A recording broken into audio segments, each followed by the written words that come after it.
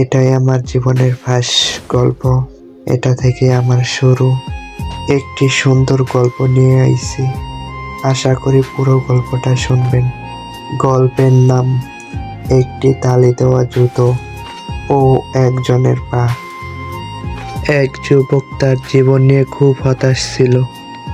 তার সামান্য আয় আর ভাঙাচোরা ঘর, পায়ে এক পুরনো তালি দেওয়া জুতো।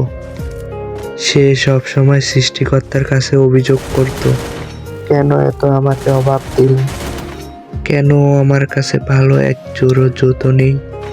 একদিন সে মনের দুঃখে শহরের এক বড় মসজিদের সামনে গিয়ে বসেছিল।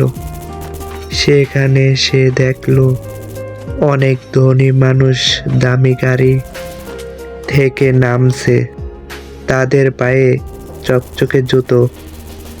নিজের পুরনো জুতোর দিকে তাকিয়ে তার চোখ ভিজে গেল।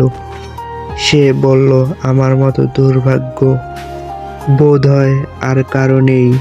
সেই মুহূর্তে সে দেখল একটি লোক বিড়িং গাড়ির উপরে বসে যাচ্ছে।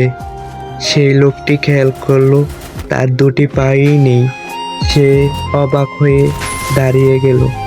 লোকটি পঙ্গু হওয়ার পরও তার মুখে কি সুন্দর হাসি। যুবকটি নিজের তালি দেওয়া জুতোর দিক তাকালো আর তার ভুল বুঝতে পারল।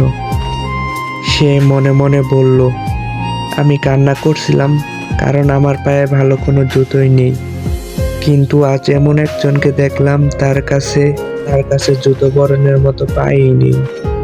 সেদিন থেকে যুবকটি অভিযোগ করা ছেড়ে দিল, যা আছে তা নিয়ে পরিশ্রম করে এগিয়ে গেল।